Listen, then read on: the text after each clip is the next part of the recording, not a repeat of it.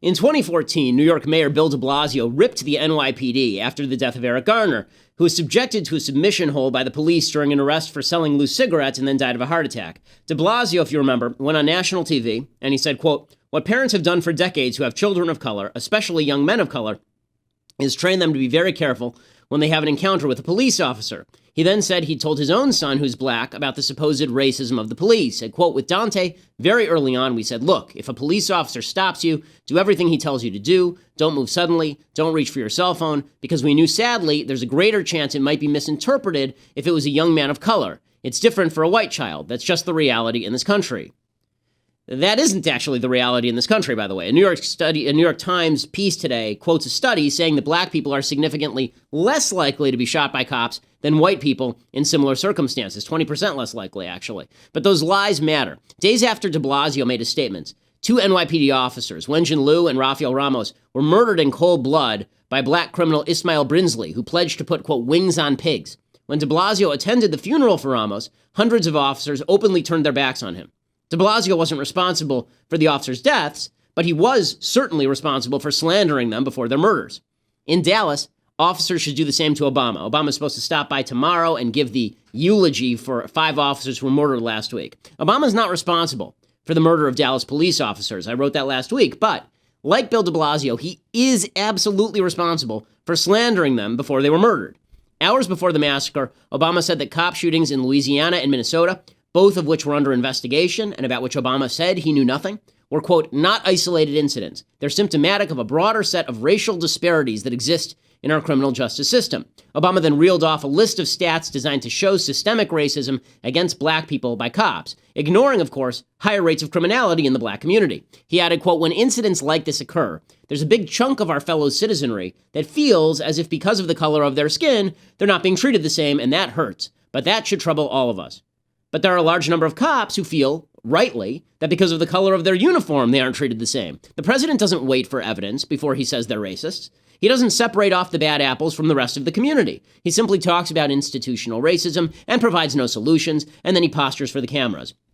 After the Dallas massacre, Obama is still pretending that he's bewildered at the motivation for the shootings. He says, quote, "I think it's very hard to untangle the motives of the shooter."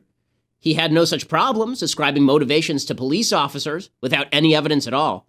And he's been doing this for years. Back in 2014, just before the shootings of Liu and Ramos, Obama condemned the cops. He said racism was, quote, "something deeply rooted in our society. It's deeply rooted in our history." There's a reason that the vicious, vacuous Black Lives Matter movement has taken off under Obama. He's incentivized them. He's backed them. He's supported their evidence-free argument that the criminal justice system is inherently racist. That movement, with Democrat help, has dramatically polarized race relations in the country, and that has a real predictable effect, including less trust of police in black communities and greater anger at police departments. Police have every right to be angry at President Obama, the president who slanders them. They should show it instead of allowing President Obama to use their funerals for the officers he slandered for his own brand of political agitprop. I'm Ben Shapiro. This is The Ben Shapiro Show. Tend to demonize people who don't care about your feelings. All right, so here we are. It was a terrible weekend all the way across the board. It was an awful weekend, obviously. We've seen a spate of shootings and attacks on cops. In about 15 minutes, Dinesh D'Souza, who's the director and producer of Hillary's America, is going to be stopping by. That movie comes out just before the Republican convention, so we'll be talking with Dinesh about Hillary, about the convention, about all this stuff, and we can't wait for that. So it'll be about 10 minutes here, so stick around for that. We're doing an extra special long version of Facebook Live today, so congratulations to you, because you're the lucky ones. But let's start off with the situation in Dallas. So over the weekend, on Friday or Thursday night, 11 cops get shot, 5 are killed by this black terrorist, essentially, who says that he's doing it in revenge for the killings of Alton Sterling in Louisiana and Philando Castile in Minnesota. Now, we played the tapes of those on the show last week, and as we said, the evidence just wasn't out. I mean, neither case do you actually know what happened. In one case, actually in Philando Castile's case, there are new facts coming out suggesting that when the police officer pulled them over, he pulled them over not for a broken taillight, but he pulled them over rather because he thought that Philando Castile was an armed robbery suspect, actually. But which changes the scenario because you're going to go in a little bit more geared up to get violent if things go wrong, if you're pulling over an armed robbery suspect as opposed to a broken taillight. But putting all that aside, 11 cops get shot. And President Obama, all of a sudden, President Obama doesn't know why this is happening. He can't understand why any of this is happening. So I want to start with the lead up because the timeline here really matters. The timeline here really matters. So let's start with President Obama. This was last Thursday, and he says, no, the shootings of Philando Castile and Alton Sterling, these shootings are not, these aren't isolated incidents. There's nothing new about this. Here's President Obama last Thursday morning. But what I can say is that all of us as Americans should be troubled by these shootings because these are not isolated incidents. They're symptomatic of a broader set of racial disparities that exist in our criminal justice system. Okay, so first of all, that's not true. Right? It's not true. These are isolated incidents. You know how I can tell these are isolated incidents? Because I know all their names. When there's a scandal in the IRS to target all of the various conservative groups, can you name the names of the groups that were targeted? You can't, right? Because there are hundreds of them. When you talk about wrong police shootings, controversial police shootings, you can name them off. I can too, right? You can talk about Walter Scott, you can talk about Tamir Rice, you can talk about Alton Sterling, you can talk about Philando Castile, you can talk about Freddie Gray, right? We know all the names, even in situations where the cops didn't do anything wrong because they get blown up by the media into these massive stories. But the reality is that there is no great spate of innocent black people being shot by the cops. It just doesn't exist. It is made up. Okay, this New York Times study today says so. Right? It says openly, they call it surprising. It's only surprising for people who are idiots or have a political agenda. It's not surprising at all that there's no great spate of black people being shot who are innocent by the police, just like there's no great spate of wrongfully arrested black people going to prison in the United States. Black people are going to the prison in precisely the numbers that black people are committing crimes in the United States. Crime reports, not arrests, crime reports line up directly with convictions almost. And this has been true for 30 years in this country. And there's no bias in crime reports. It's the person who's the victim of the crime calling it in. But the left doesn't want to say anything about that because then the left would actually be forced to come up with actual solutions. So President Obama says that, right? He says that the cops, it's a widespread systemic problem. I would argue there's a bigger problem with black people committing crimes and then getting into confrontation with cops. The fact is that if you are a cop, the average cop is 18 times more likely to be shot by a black man than a black man is likely to be shot by a cop in the United States.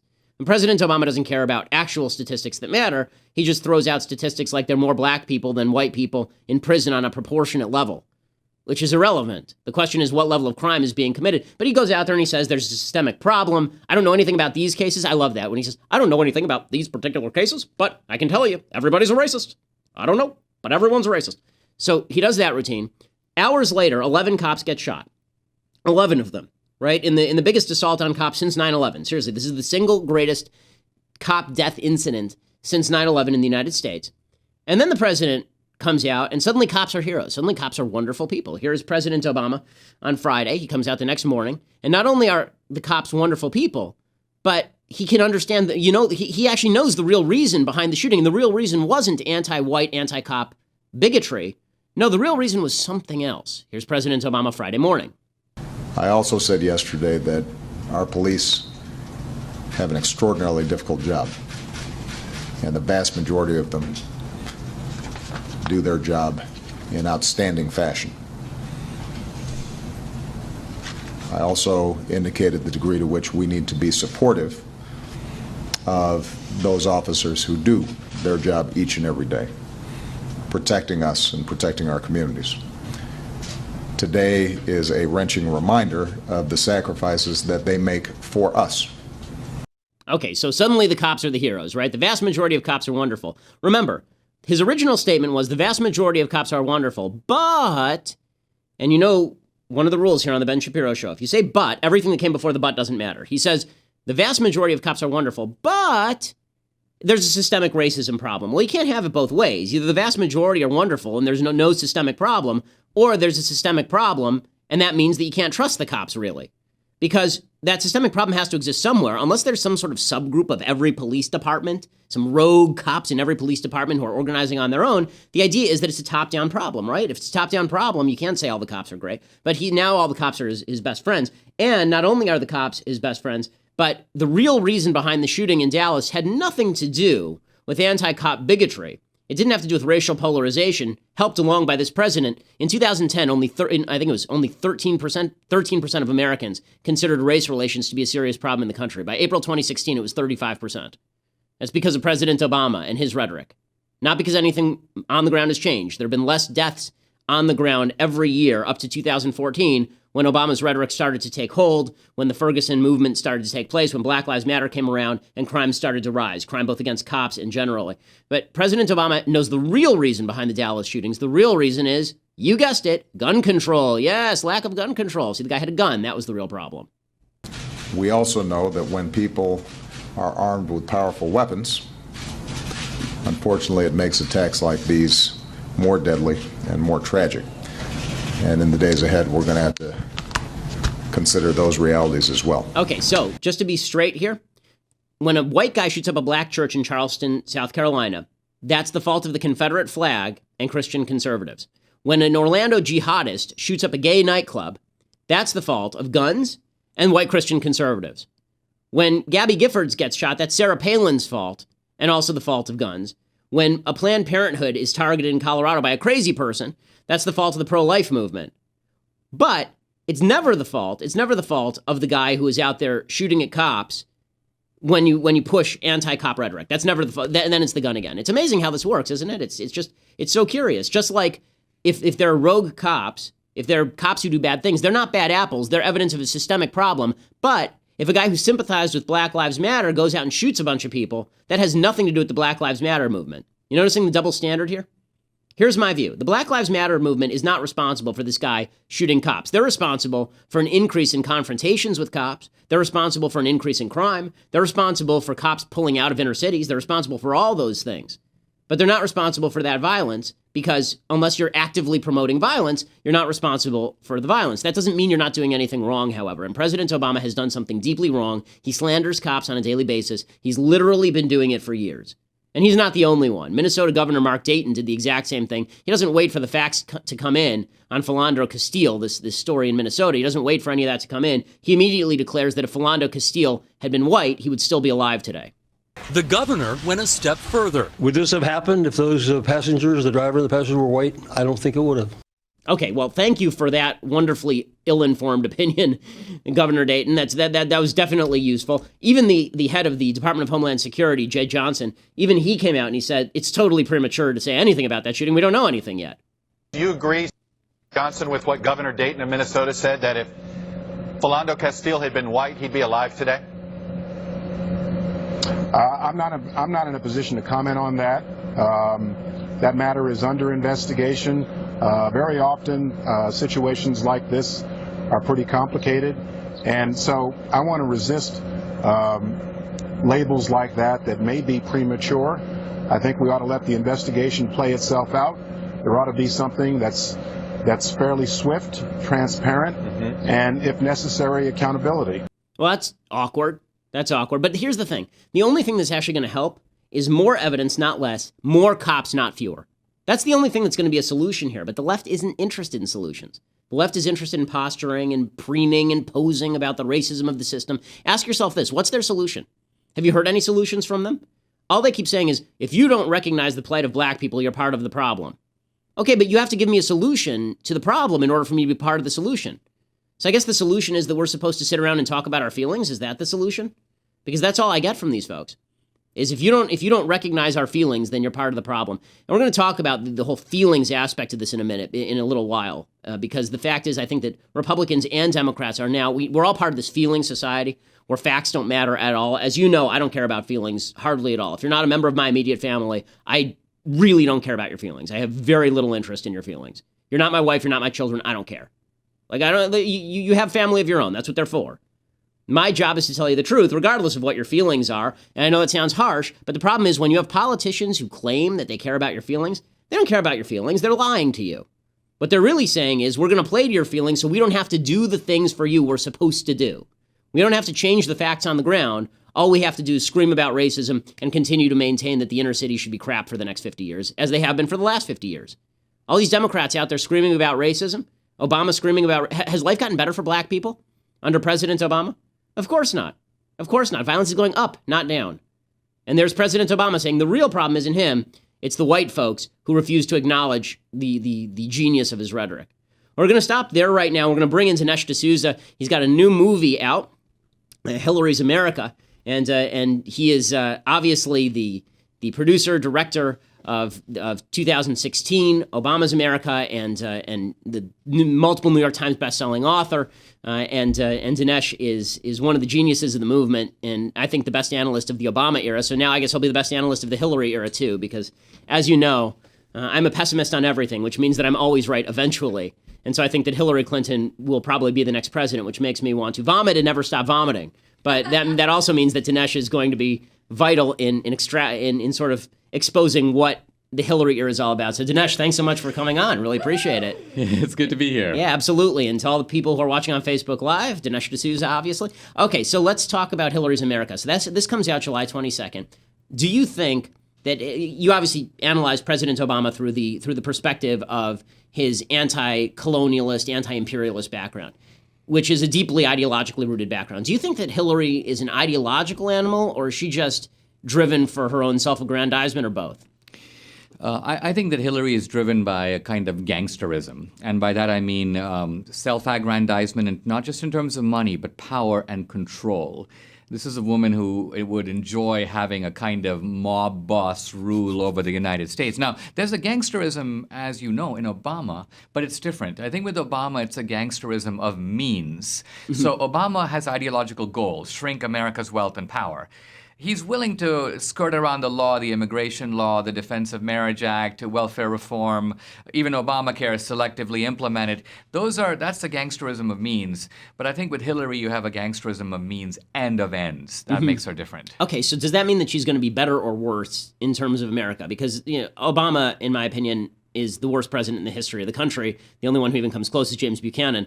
If that's true, do you think it's better that she's non-ideologically gangsterish? I mean, if she's only out for herself, then presumably she's corrupt. Maybe we can pay her off or something. Well, this is it. Actually, Plutarch has an essay on flattery, and he actually talks about how you can use flattery with a tyrant to basically make him feel good about himself and temper his appetites. Look, I think that would work with Bill Clinton. If you look at Bill and Hillary, they're both gangsterish, and they've been gangsters together, sort of Bonnie and Clyde, if you will. But in this case, Bonnie, namely Bill, has a more circumscribed set of ambitions. He's more limited. If you kowtow to Bill, if you give him the biggest office, if you give him women to service him and so on, he's happy. That's it. That's all he wants. Hillary is not like that. Hillary's ambitions, I think, are much more totalitarian, if I may use that word, more tyrannical. She actually enjoys sort of having other people under her thumb. She's not content with the kind of normal human satisfactions that, say, Bill would be. She has a totally different agenda. She's scarier, in my view, than even Obama. Oh, really? Okay. So where do you think this springs from, in this sort of totalitarian ambition of Hillary Clinton's, this corruption? Well, here's an interesting thing. When we talk about Alinsky, now Alinsky is a sort of interesting mentor of both Obama and Hillary. But Obama never knew Alinsky. Obama kept going back to Chicago. He kept hearing about Alinsky, but he studied under the Alinskyites. Hillary met Alinsky in high school and then brought him to Wellesley, wrote a thesis on him. Well, now Alinsky, we always talk about Alinsky. He was a radical and he was a leftist, but he was also a kind of a gangsterish guy. He was a thief. He was a petty thief on the streets of Chicago. When he was in college, he said he figured out all these rackets for how he could eat for free, and he would hold seminars on how you could eat for free. And then later he hung out with the 42nd Street gang and the Capone gang. And then he says, I took all these lessons about extortion and I applied them to politics. Now, but interestingly, Hillary had a big fight with Alinsky. And Alinsky told Hillary, basically, Hillary, you got to join me. From the outside, we will push, push, push and get power. And Hillary told Alinsky, no, Alinsky, you're wrong. We will take over the government, use the apparatus of government to push from the inside. So this is, I think, where Hillary's going now. Hillary got a whiff of this as Secretary of State, where she took the kind of local level corruption that we're used to, Tammany Hall, the Daily Racket in Chicago, and took it to the level of renting out American foreign policy. I mean, who's done that before? Nobody.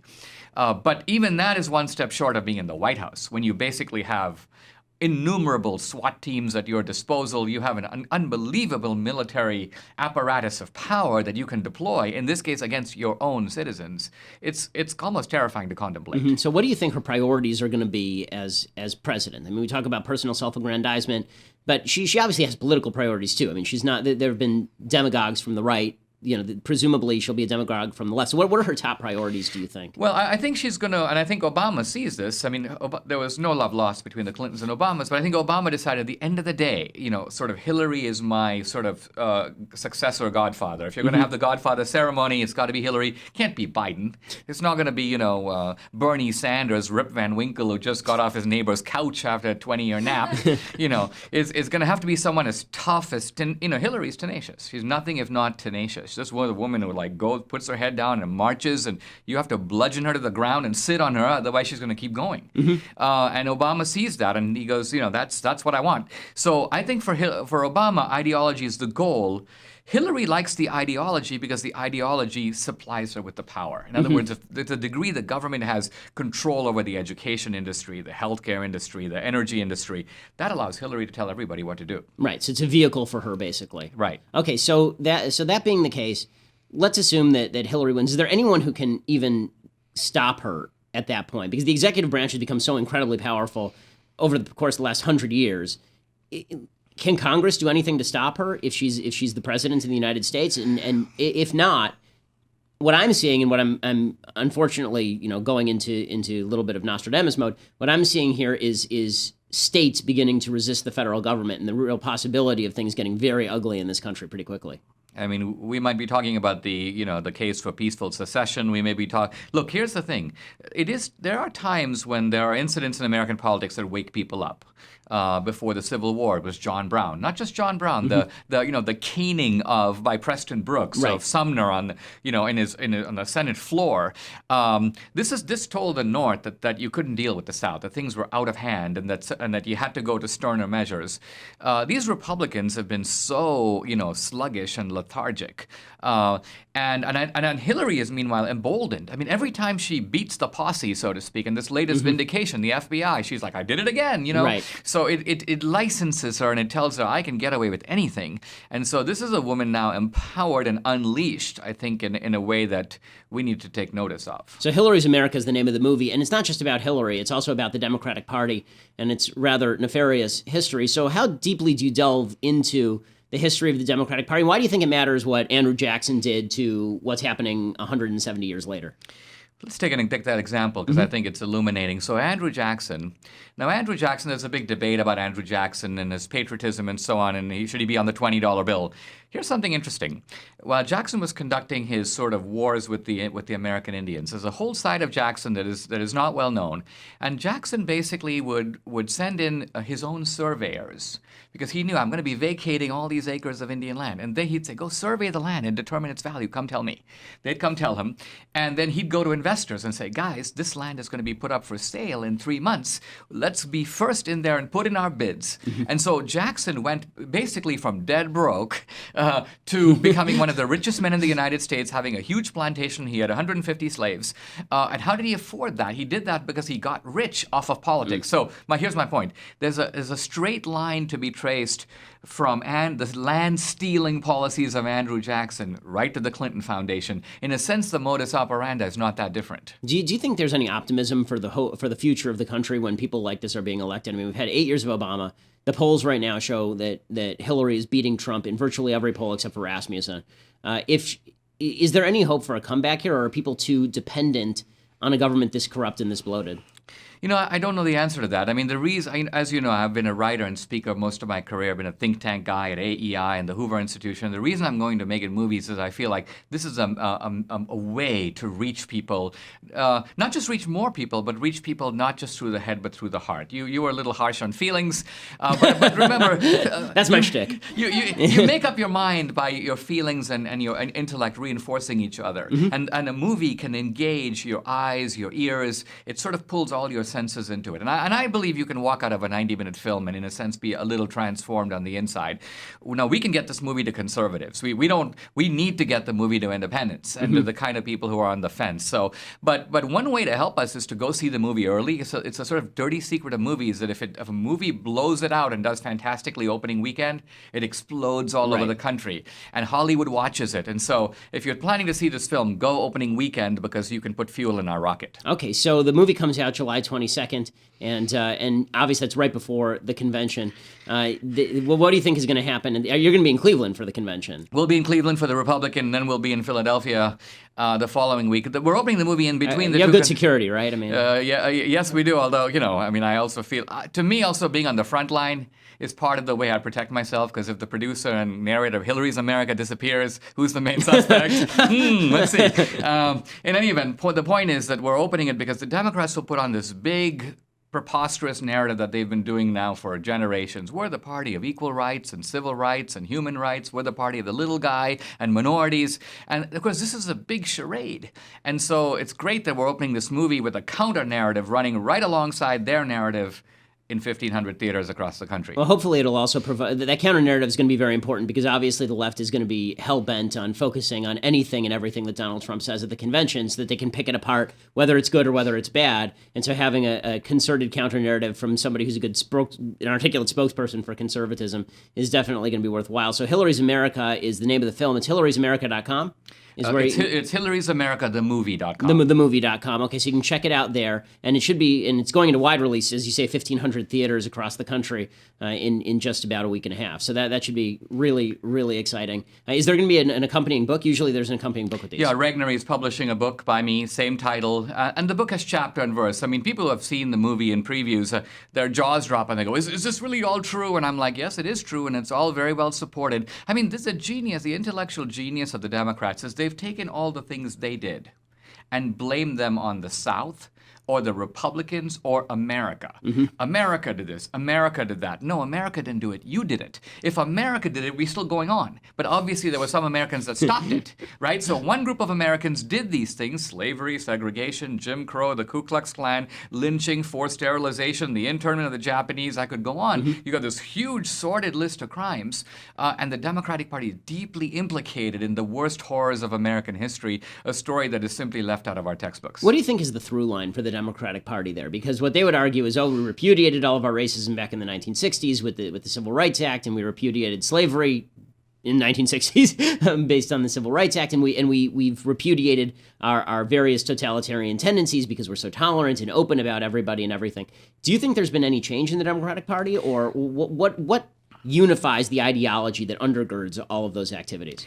Well, first of all, I'd say two things about that. First of all, if you look at the civil rights legislation, not just the Civil Rights Act of 64, but the Voting Rights Act of 65, the Fair Housing Bill of 68, more Republicans proportionally voted for those things than Democrats. If the Democratic Party was the only party in America and there were no Republicans in the House or the Senate, none of those bills would have passed. The main opposition to all that civil rights legislation came from Democrats. So those are three significant facts about the Civil Rights Bill. Now, the Democrats have, in a way, changed their racket. They haven't changed who they are, but they've changed the way they go about things. Remarkably, what they've done, and you alluded to this a little bit earlier, they have recreated the plantation in the urban areas. Not just for blacks, by the way. You have ghettos and urban plantations. You have reservations for the Indians. You have ghettos, barrios, and slums for immigrants and Hispanics. And all these areas, as you said earlier, they've been run by Democrats for 50 years. Democratic mayors, Democratic superintendents, Democratic this, Democratic that. And if you look at the life over there, and then look at life on the old plantation, think about it. There's a kind of chilling similarity. Ramshackled housing, high rates of crime, the family structure in disarray, illegitimacy is a way of life. Everyone is sort of provided for. Even under slavery, if you got sick, they called a doctor. So everyone is provided for, but nobody gets ahead. It's sort of a school from which no one ever graduates. And the Democrats have it, and they have it under their control, and it works for them politically. And so, in a way, you can even find interesting similarities between the old John Calhoun, slavery as a positive good. Slavery is good for the slave. And you look at the justifications now for the misery of the inner city, for which the Democrats won't take responsibility. There's a kind of beautiful way in which all of this comes together, and I think it's going to get people thinking. There's an intellectual content to this movie that's going to be arresting. So as we say, it's Hillary's America. It's coming out July 22nd. You should take not only your family and friends, you should try and find an independent and drag them there. And if you can find a Democrat and drag them there, first of all, don't be friends with Democrats. But if you're going to be friends with Democrats, find a Democrat to be friends with and drag them to see Dinesh's new film. It's opening in wide release, 1,500 theaters, and I'm sure that it's going to blow out the box office as the last couple have. So, Dinesh, thanks so much for stopping by. It's really wonderful to see you. My pleasure. And I'll see you at the premiere night, hopefully. So look forward to that'll be a lot of fun. Okay, folks, so that comes to the end of our Facebook Live here. If you want to watch more, go to dailywire.com, and that's where you can subscribe to our podcast. You can also download the rest at iTunes and SoundCloud. And we're going to be talking a lot more about Dallas very shortly. We're going to talk about Republican response to Dallas and all the rest. So go over to dailywire.com right now. You can watch the rest, subscribe, and pay us $8 a month and pay our poor, miserable employees who are begging in the background with tin cans right now. It's sad, but they'll be okay. But only if you pay. Otherwise, we'll just beat them. So that's the way this works. Okay, so back to the story on Dallas. So it's not just Democrats who have been trotting out this false narrative about Dallas. It was gun control. We don't know the motive. We don't know what was behind all of this. They've been ripping on cops for generations, right? Cops are racist. Cops are terrible. Cops are awful. And then as soon as something bad happens to cops, oh, well, no, cops are wonderful. We love cops. Cops are just the best people on earth. They're just terrific all the way through. There's this, the police chief in Dallas, the Dallas police chief, is kind of an amazing guy. And he spoke to the media today, and he talked about what cops are asked to do. This is clip 23. What cops are asked to do in our society. And his name is David Brown. He makes some points that I think are well worth making. If you can't see him, he's a black guy. And here's what he says about the job of cops. What we're doing, what we're trying to accomplish here is above challenging. It is. We're asking cops to do too much in this country. We are. We're just asking us to do too much. Every societal failure, we put it off on the cops to solve. Not enough mental health funding. Let the cop handle it. Not enough drug addiction funding. Let's give it to the cops. Here in Dallas, we got a loose dog problem. Let's have the cops chase loose dogs. Schools fail. Give it to the cops. 70% of the African community is being raised by single women. Let's give it to the cops to solve that as well. That's too much to ask. Policing was never meant to solve all those problems. And I just ask for other parts of our democracy, along with the free press, to help us and not put that burden all on law enforcement to resolve. Okay, and that's exactly right. That's exactly right. Every problem gets thrust on the cops, and then when things go wrong, it's all the cops' fault. You overburden the cops, and you shouldn't be surprised when things go dramatically wrong, because it turns out that the cops are human beings too. This new New York Times study that talks about the rates of violence that cops use against particular people, they're ignoring a couple of pertinent facts. One is, if you're under-policed, if you're understaffed in high-crime areas, don't you think that people are going to be more aggressive with people they suspect of having committed crimes, with suspects? And think about it this way. Okay, Spike Lee calls Chicago Chirac, right? He made a whole movie called Chirac about how Chicago is just like Iraq. Okay, think about the soldiers in Iraq. When they go into a town, knowing that that town has high rates of violence, that they're probably members of the enemy in that town. When we're talking about the enemy domestically, we're talking about criminals. When you know there are high rates of enemy activity in a particular area, do you think that the soldiers in those situations are going around on high alert, or are they going around just like they would in the middle of the military base? Are they on high alert or are they not? Think about yourself. Think you're a cop for a second. Or you're a soldier, and you're going into an area where there's high levels of enemy activity, and someone pops out of the woodwork, and you suspect there's something wrong. Do you go over and question them slowly, or are you afraid someone's going to pop around the corner? Are you afraid that maybe they're lying to you? Do you push them up against a wall? Right? This is the statistics that show a disproportionate amount of kind of low-level abuse by cops against black people. The idea they're using handcuffs more often or pushing with hands more often. Isn't that more a reflection of the crime in the communities? My guess is that if you did the same study with regard to high crime areas in West Virginia, you would find that high crime areas always have more aggressive cop tactics being used, because if you talk to cops, they'll tell you this is how they operate. Of course they're more aggressive. They have to be more aggressive to survive and come home at the end of the day. And that doesn't mean that it's always pretty, and it doesn't mean that it's always right. But it does mean that you have to have a little more sympathy for cops than assuming that they're automatons, and the reason they're doing this is because they see a black face, as opposed to they're just in a high crime area and they're reacting like most human beings would react in a high crime area, which, by the way, is why black officers also do the same sorts of stuff. It's not because of this wall of blue. It's because that's their job. That's their job is the same as the white guy's job in that situation. I mean, is the idea that black people are just as racist as white people as soon as they put on that uniform?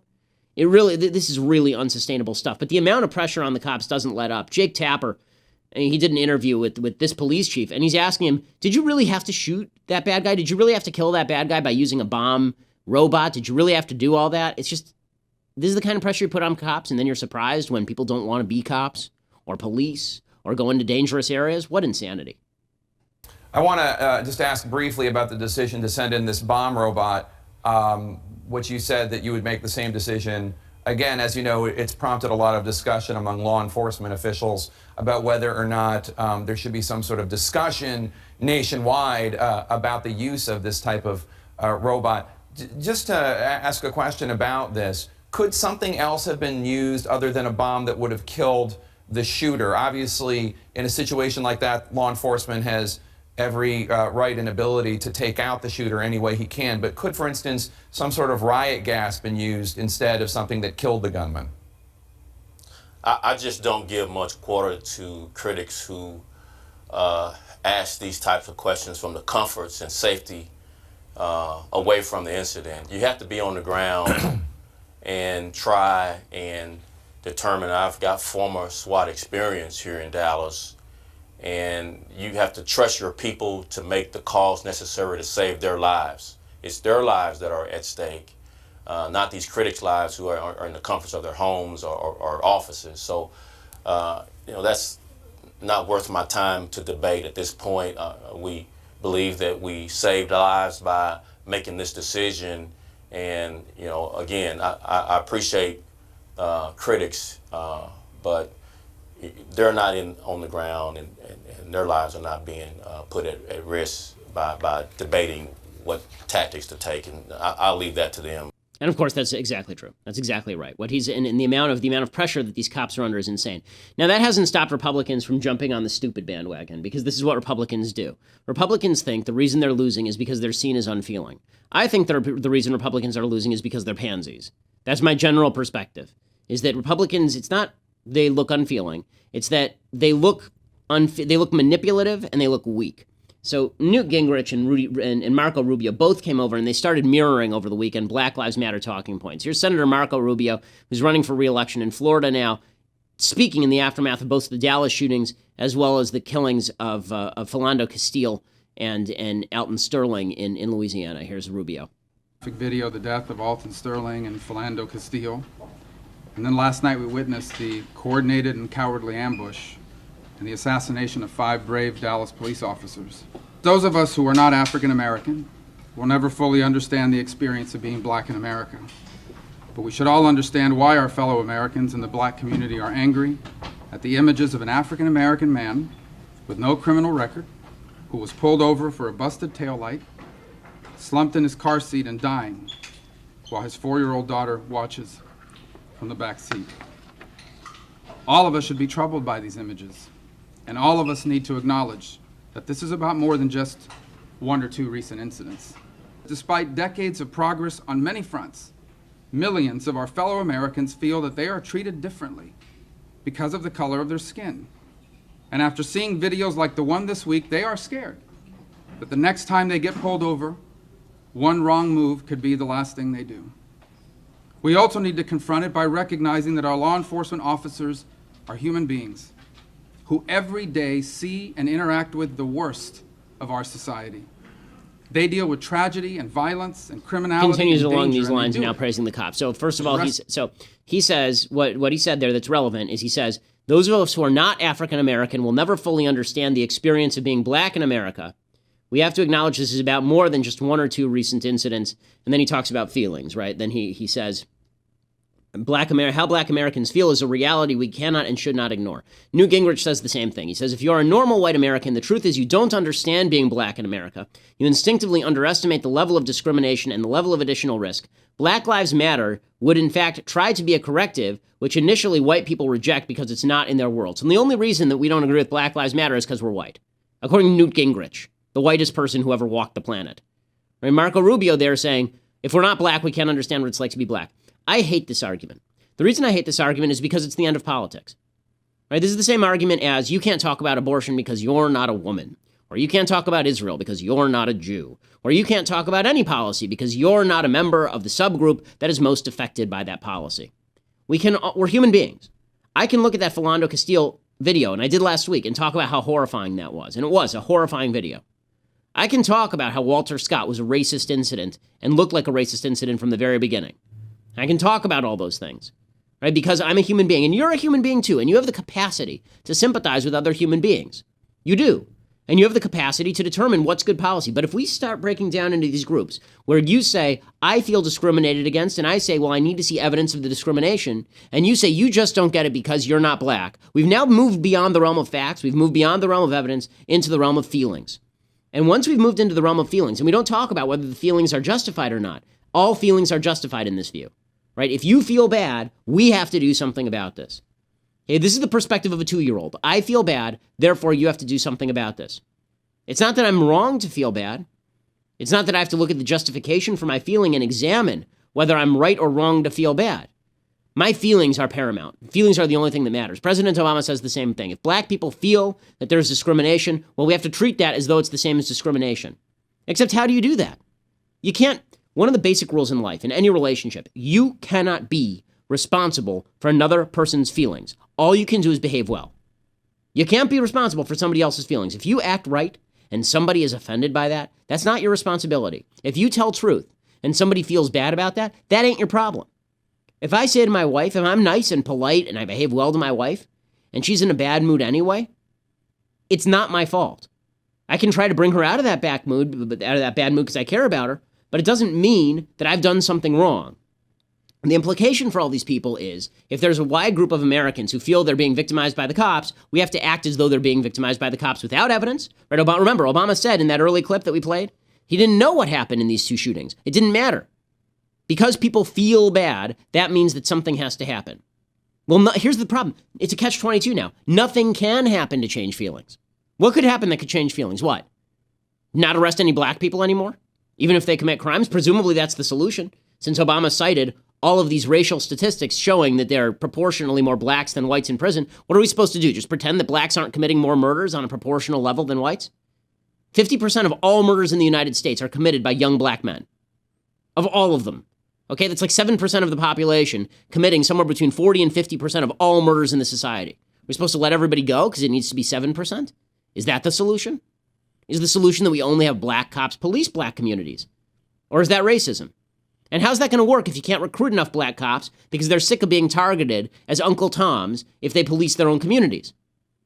And what happens then? Then they blame the police department for not putting enough cops in the inner city when they can't recruit? What happens if those black cops act exactly like the white cops do? Do they just claim that they've been brought into this evil white system that's going to target people?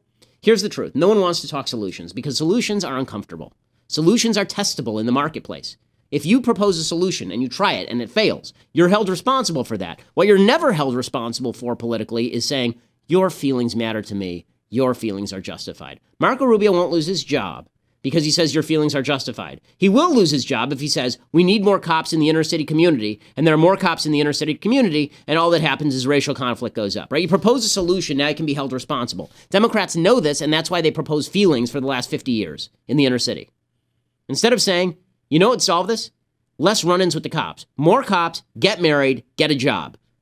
Instead of doing that, which would actually be a testable hypothesis, requiring something of their voters, instead they say, the reason you feel bad about your life is because there's a big bad guy out to get you, the cops. There's a big bad guy out to get you. That evil, racist American DNA is out to get you. These buzzwords get black people killed. You want to know why the inner cities are poor? It's not because businesses hate black people. It's because businesses don't want to invest in a place that could get burned down in 3 years in a race riot, or that's going to be routinely looted or routinely robbed. That's why businesses are not moving into Compton. I mean, this is one of the things that was hilarious. When they did Straight Outta Compton, which was supposed to be about black liberation, one of the ironic stories is there's not a single movie theater in Compton. You couldn't even watch it. Why? Because no movie theater in their right mind would open a theater in Compton because there's too much crime. People would try to bring guns into the movie theater. People would presumably be committing crimes at the movie theater. They didn't open a theater there because they can't sustain it. You want a sustainable community economically? You need to have first a sustainable community in terms of law and order. You want a sustainable community in terms of law and order, you need cops in there. You want cops in there, you're going to have to make sure that you stop ripping on the cops every time they go in for an arrest. You can't label the cops the bad guy and then expect them to risk their lives on a regular basis to police petty crime in bad areas. They're not going to do it. And that's why you're seeing crime escalate over the last 2-3 years. And Heather McDonald calls it the Ferguson effect, and she's exactly right. It is the effect of Ferguson, but it's more than that. It's an uptick that President Obama has pushed that has a real consequence. So you got Gingrich and Rubio now pushing this feelings crap too, because they think it's going to get them elected. I have to give all credit to Rudy Giuliani here. Rudy Giuliani, who's the former mayor of New York, one of the few guys speaking truth to power on this particular subject. He obviously implemented stop and frisk in New York. He implemented all these theories of more policing of low-level crime, ensuring that there isn't a lawlessness that runs throughout New York City, which, by the way, is now returning. Here's Rudy Giuliani talking about the Black Lives Matter movement. You said that the Black Lives Matter movement has put a target on the back of police officers. When members of the African American community see videos as they have this week, they feel like there is a target on young black men. Explain your response about how they put a target on police officers, how that can match up when people see these videos. Well, when they talk about killing police officers. But they don't. When they sing, they sure do. They sing rap songs about killing police officers, and they talk about killing police officers, and they yell it out at their rallies, and the police officers Mr. Mayor, what you seem to be doing is taking... Please let me finish. And when you say Black Lives Matter, that's inherently racist.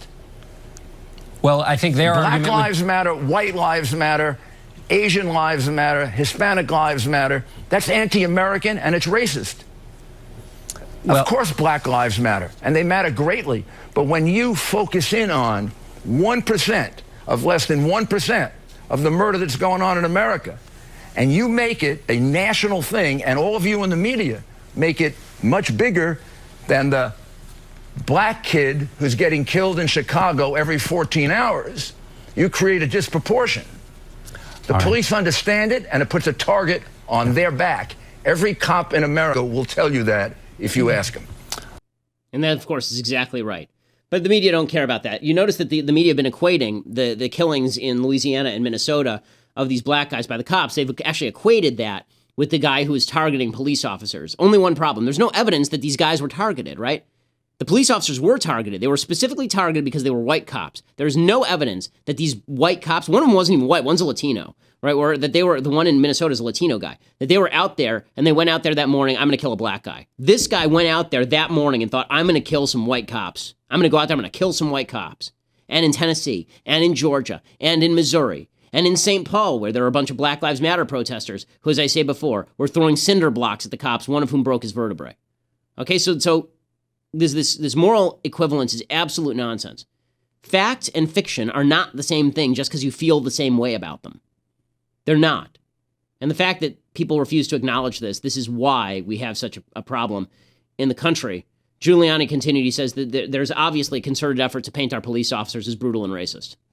Whenever one police officer is killed, it's like a shot at all of us, because they're the people who protect us. They're the people who put their lives on the line every day. They get dressed up, and they might not come home that night. And you and I get dressed up, and they protect us and our children and our grandchildren. And to lose so many of them at once in a slaughter like that has to indicate there's something seriously wrong with the way we're presenting the police in the United States.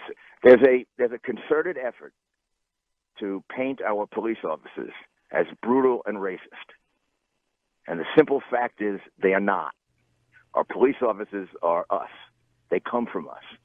They're the people who protect us.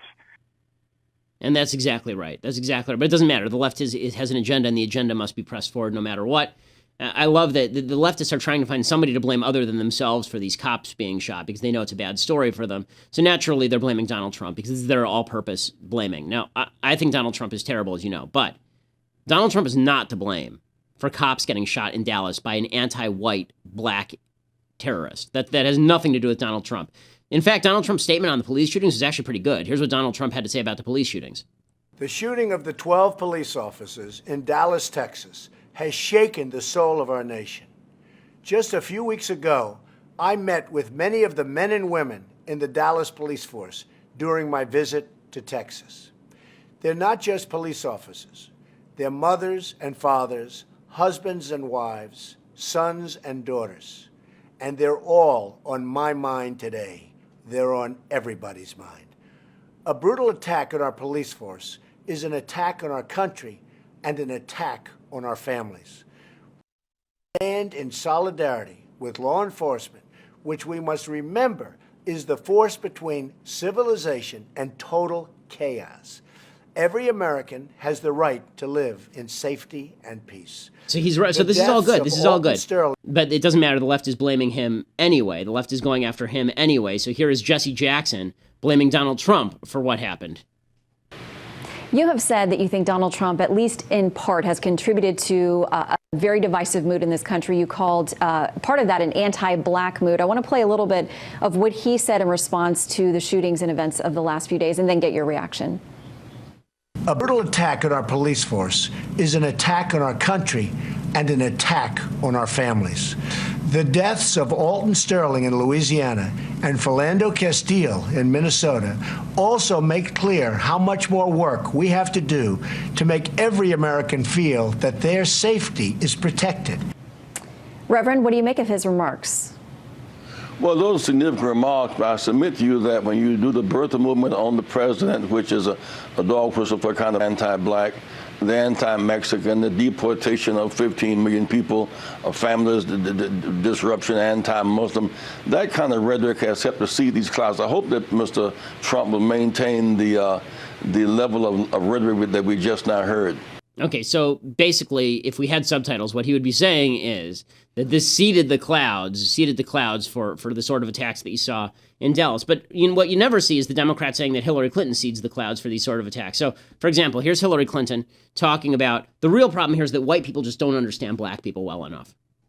But I will certainly take a hard look about what more we can do, because what I'm interested in is bringing our country together, not deepening the divides. And I want white people to understand how African Americans feel every day, the anxiety and fear, particularly sending off their children, particularly young men, not knowing what's going to happen to them. I want people to put themselves in the shoes of police officers and their families who get up every day and go off and do a very dangerous job. You know, we need to start looking at each other as fellow Americans, and we need to be listening and working together to try to stem the violence, the hatred, the divisive rhetoric. And yes, I'm going to do my best to try to bring that about in my campaign and then in the White House, working on specific ways to try to create, we can shut up Grandma Turkey Neck. more understanding. So Hillary Clinton does this routine now, where white people just need to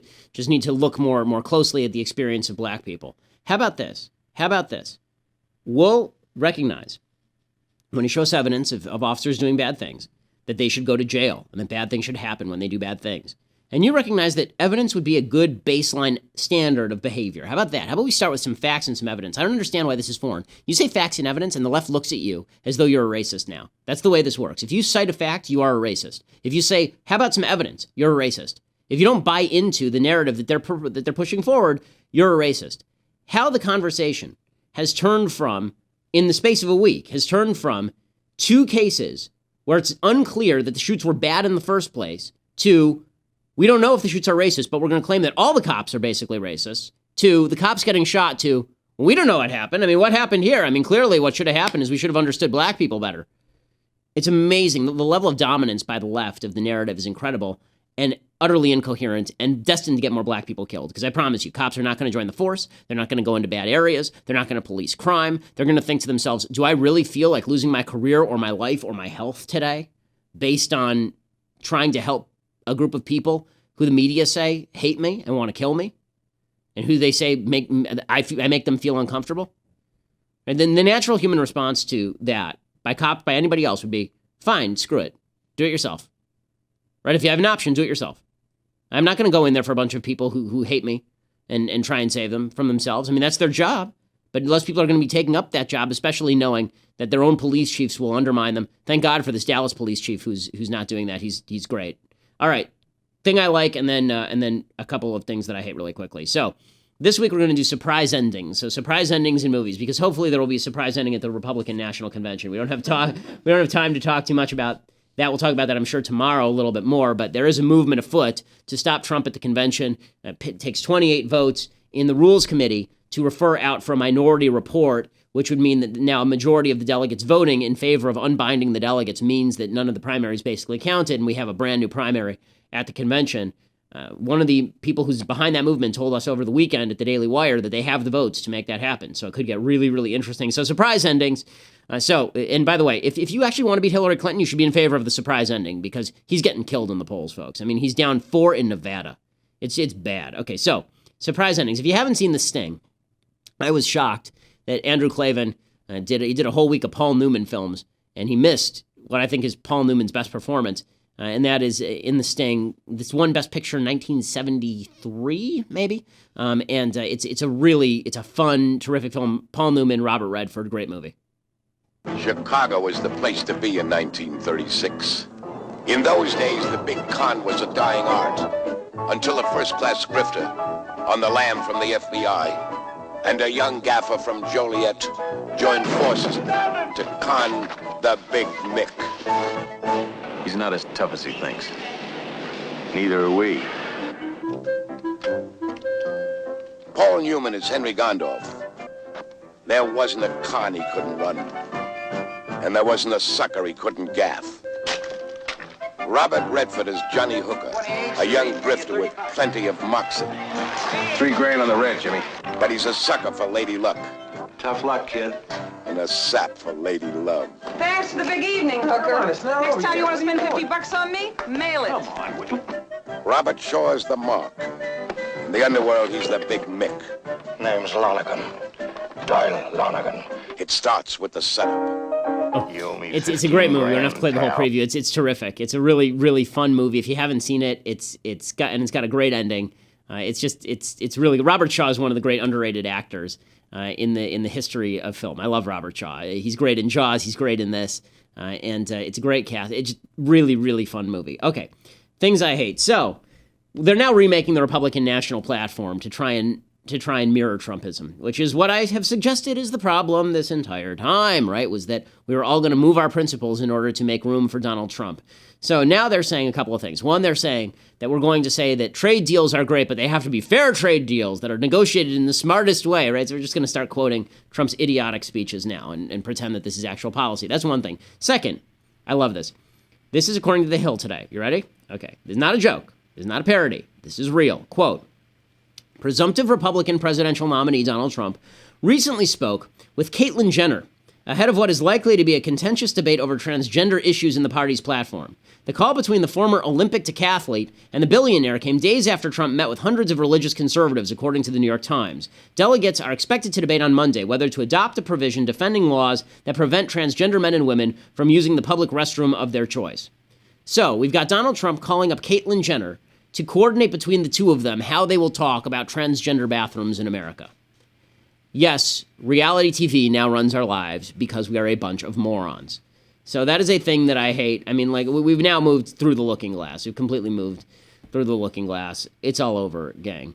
And final thing that I hate, DeRay McKesson is this Black Lives Matter provocateur. He does nothing for a living. He legitimately just goes around race baiting for a living. He started off doing this in Ferguson when he was basically a no-name. Now he makes lots of money doing it. They allowed him to lecture at Yale University, where he said that riots were a good thing. He did a lecture called In Defense of Riots. So he went down to Baton Rouge, Louisiana, to protest over the Alton Sterling thing, and he was quickly arrested because that's what he does. He gets himself arrested and then claims he's a victim. So here's a little tape of that. Use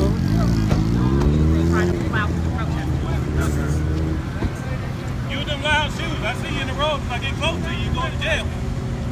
I think he's talking to me, y'all. So he said if he see me in the road, I'm going to jail. Already in the road.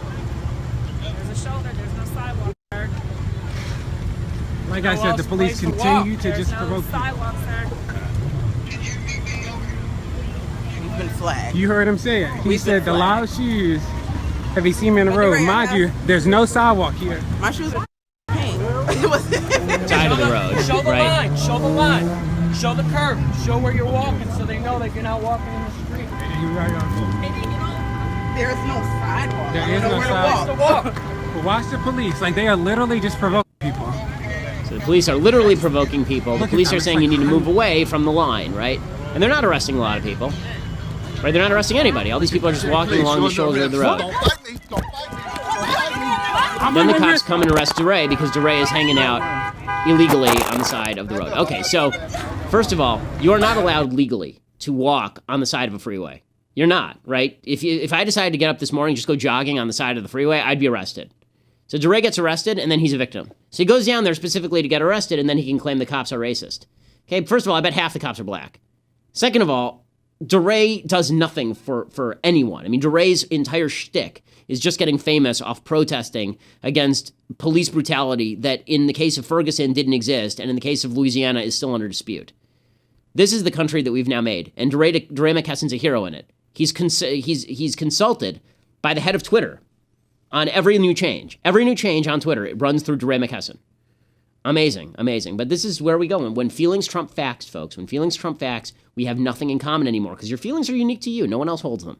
But the facts are held in common by everyone. So if we're going to share anything, we have to share the facts since we can't share feelings. And if we reject facts in favor of feelings, the country is basically over. On that happy note, we'll be back tomorrow with plenty more of the country devolving into chaos and murder. I'm Ben Shapiro. This is The Ben Shapiro Show.